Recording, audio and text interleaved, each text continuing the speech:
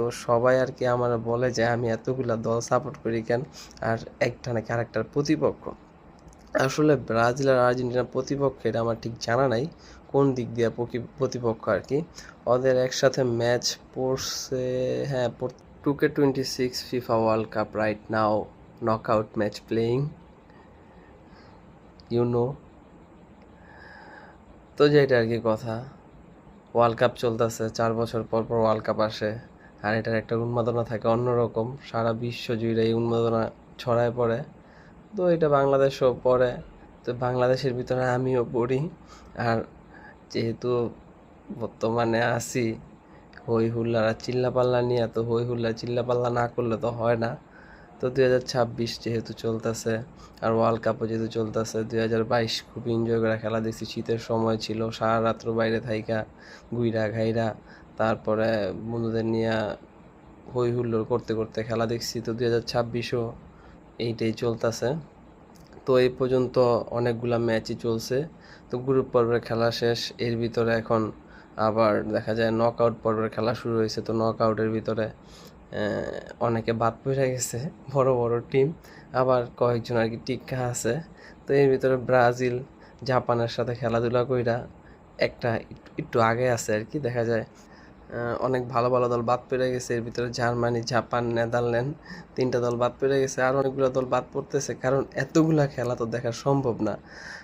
এই 2026 FIFA world কাপে 48টা দলের খেলা, হ্যাঁ 48টা দলের খেলা, আর ফাইনাল সহকারে প্রায় 103টা ম্যাচ। আর 103টা ম্যাচের ভিতরে আবার আছে হইল গিয়া প্রায় যদি 90 মিনিট করে প্রতিটা দলের খেলা ধরি, মানে এক্সট্রা টাইম টিম সব বাদ দিলাম, শুধু 90 মিনিট অনলি, তারপরে দেখা যায় প্রায় কত 155 ঘন্টার মতো খেলা। আর এত সময় ধরে খেলা দেখা তো কারো পক্ষে সম্ভব না, আর কেউ দেখতে পারে কিনা আমার ঠিক জানা নাই। তো ওর ভিতরে আমিও একজন, কারণ আমি সারা বছর ওরকম কোনো খেলাধুলা দেখি নাই। ওয়ার্ল্ড কাপের সময় বা একটু উন্মাদনার খেলা যেগুলো, ওই সময় একটুখানি টুকটাক দেখি। তো আসলে খেলা দেখতে গেলে সাপোর্ট করা লাগে দু একটা দল, নাহলে দেখা যায় খেলা দেখে কোনো আমেজ পাওয়া যায় না।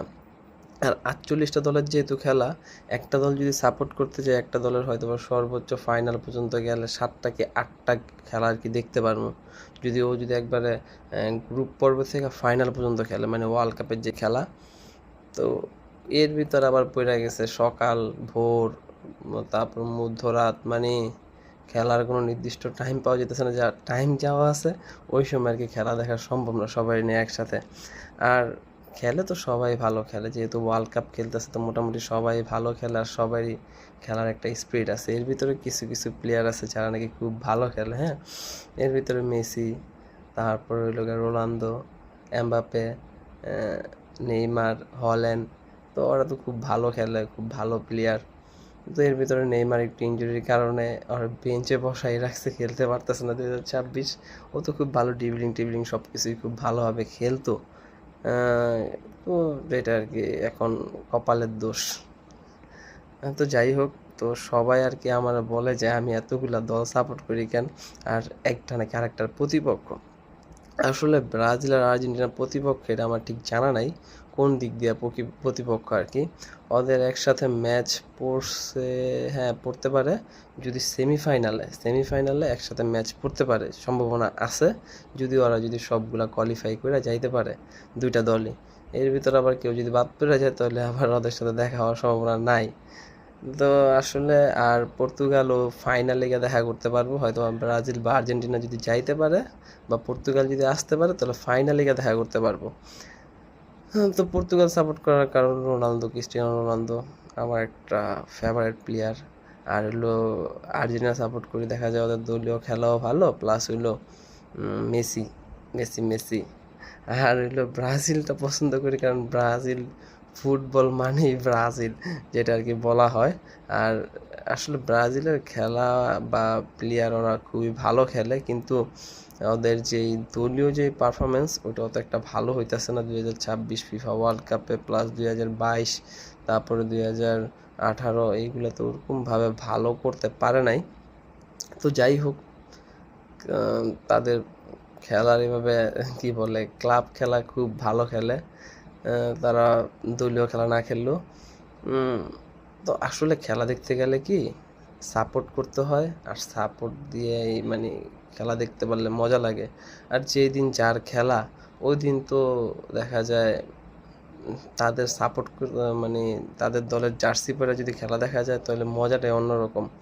দেখা যায় যে না আমি এনজয় করতে পারতেছি, এই আমার দল খেলতেছে আমিও খেলতেছি, আয় একসাথে খেলি, মানে বিষয়টা এমন হয়ে যায়। আহ, তো সর্বোপরি একটা কথা, খেলাধুলা তো দেখা হয় না ওরকমভাবে, তো দেখতেছি এর ভিতরে এই দলগুলার জার্সি পরা খেলা দেখলে আরও বেশি মনের ভিতরে ফিল আসে বা একটা উন্মাদনা কাজ করে। আর বাংলাদেশে অত বেশি দল সাপোর্ট করে না বা অত বেশি দলের সমর্থক নাই, খুবই কম, মানে এই দুইটা দলের সমর্থক আছে, ব্রাজিল আর্জেন্টিনা। হ্যাঁ, আর মাঝখানটা কিছু পর্তুগাল, কিছু ফ্রান্স, কিছু জার্মানি পাওয়া যায়। তো এর ভিতরে জার্মানির যাও একটুখানি সাপোর্ট করতাম ওজিলের কারণে। এখন তো ওজিল খেলেও না, তো আর সাপোর্ট করার মতো আর কিছু দেখতেছি না। ভালো খেলে ঠিক আছে।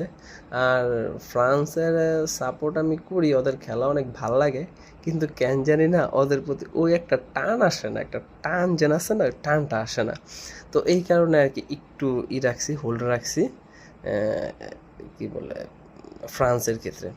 তো যাই হোক, মানে ব্রাজিল আর্জেন্টিনা ভাই শত্রু না, সবাই ভালো খেলে।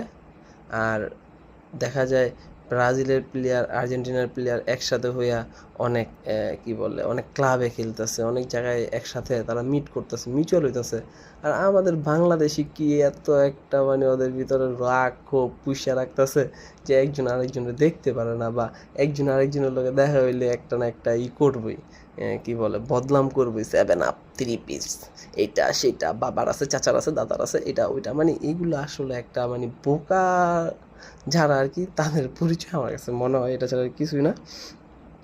তো যাই হোক, বিতর্ক বাদ দাও, খেলা দেখো, এনজয় করো। আর 2026 ওয়ার্ল্ড কাপের যে শিরোপাটা, এটা আমি চাই পর্তুগালের এই জায়গাটায় এসে বসুক। আর এই জায়গাটা না বসলে এই দুইজনের একজনের একটা পাল্লা এক সাইডে হয়তো বা একটুখানি ব্যালেন্স করে বসুক। আর না হইলে যারা ভালো খেলবো তারাই নিক।